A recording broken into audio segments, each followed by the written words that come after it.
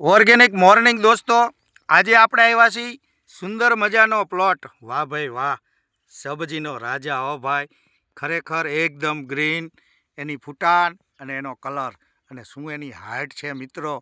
ખરેખર આ ગ્રીનરી જોતા મલ્ટીપ્લાય ટેકનિકનો ખરેખર ચમત્કાર છે હો.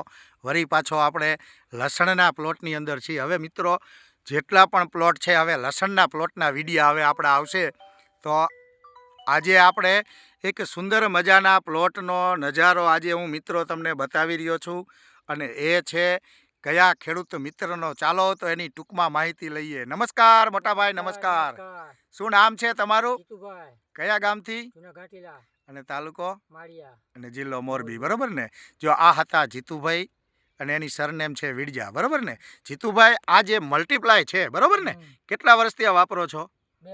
2 વર્ષથી આ મલ્ટીપ્લાય ટેકનિક સાથે 2 વર્ષથી આ ખેતીની શરૂઆત કરી, બરોબર ને? અને આજનો પ્લોટ આપણે શેનો છે? લસણનો. ખરેખર લસણ કેવું છે? ખુશાલ હે ને?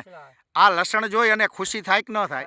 5 લોકો તમને પૂછે ખરા કે જીતુભાઈ તમારું લસણ એટલે લસણ હે, બાકી કાંઈ જ ઘટે નહીં, બરોબર ને? તો આટલું બધું સારું લસણ થવાનું કારણ તમારા મુખ્યથી અમારા દર્શક મિત્રોને બતાવો કે કાલે બીજા ખેડૂત મિત્રને લસણનો પાક કરવો હોય તો મલ્ટીપ્લાય ટેકનિક સાથે કેવી રીતે કરાય અને તમે કેવી રીતે આપેલું છે.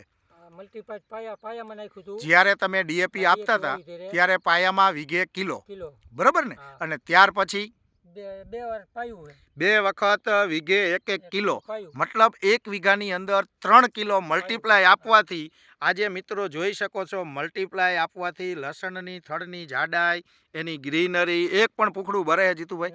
હે ખુશાલ. બધા પહેલા તો આજ પૂછે ને તારું લસણ કેમ સારું હે? થ્રિપ્સનો એટેક છે? એક જ વાર ખાલી આવ્યો હતો ને, સામાન્ય નોર્મલ એમ. જે લોકો 4 સ્પ્રે કરે એવું આપણે કંઈ કરવું પડ્યું? ઘણી બધી અલગ અલગ મોંઘી દવાઈઓ લાવવી પડે, એવું આપણે કંઈ લાવવું પડ્યું નથી? લાવવી પડ્યું ને? તો શું લાગે તમારા ગામના દરેક મિત્રોને મલ્ટીપ્લાય ટેકનિક સાથે ધીરે ધીરે ઓર્ગેનિક તરફ જઈ શકાય કે ન જઈ શકાય? આ 2 વર્ષમાં આજે તમે શું નિર્ણય લીધો? ડીએપી કેટલું આપવાના હવે? મતલબ 50% થઈ જશે ને? અત્યાર સુધીમાં જે 30, 40, 50 ગુણી તમે ડીએપી બધાય પડામાં વાપરતા હતા, હવે તમને વિશ્વાસ આવી ગયો ને? ખાલી 4, હા, ખાલી એવી રીતે જ એમ ને? હવે સરસ સરસ. જો હા, વીઘા 1 આ વસ્તુ મલ્ટીપ્લાય વીઘે 1 કિલો, હવે 4 કિલો આપવું એવું થઈ ગયું ને?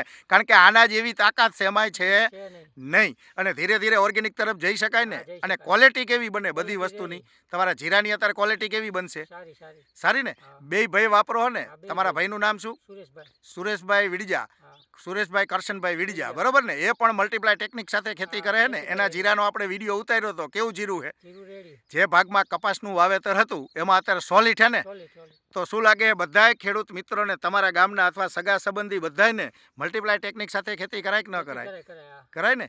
જો આ હતા જીતુભાઈ, મલ્ટીપ્લાય ટેકનિક સાથે ખેતી કરી અને આજે એના લસણની અંદર મિત્રો 4 ચાંદ લગાવી ચૂક્યા છે. તો તમે પણ તમારા લસણ, જીરા, ચણા, ડુંગળી જે પણ પાક હોય એની અંદર તમે પણ મલ્ટીપ્લાય ટેકનિકનો ઉપયોગ કરી અને તમે પણ તમારા ખેતીને આગળ વધારો અને ઓર્ગેનિક તરફ આગળ વધો, એવી આશા સાથે હું અરવિંદ પટેલ, ક્રિષ્ના બિઝનેસ ડેવલપમેન્ટના એક બ્રાન્ચ ઓફિસર તરીકે આપ સૌ દર્શક મિત્રોનું અમે હાર્દિક સ્વાગત કરીએ છીએ. જય હિન્દ, જય ભારત. એવા સાથી મિત્ર દિનેશ સર પણ આજે આપણી સાથે છે. શું લાગે દિનેશ સર? અદ્ભુત, જોરદાર રિઝલ્ટ. હે જોરદાર રિઝલ્ટ મલ્ટીપ્લાયનું. ખુશાલ થઈ ગયા ને? આપણને બધા ખેડૂત પૂછે ને સર આ થાય છે, સાચી વાત છે? ઘણા અમારા વિડિયા જોઈને ઘણા લોકોના ફોન આવે જ છે. હા હા, આપણે ફ્રી નથી થતા. થઈ જો હજી આ કેટલા દિવસ? હા હા જીતુભાઈ, સાચી વાત છે. જો આ લસણના 2 છોડ ઉપાડ્યા તમે જો. હજી 90 દિવસનું છે.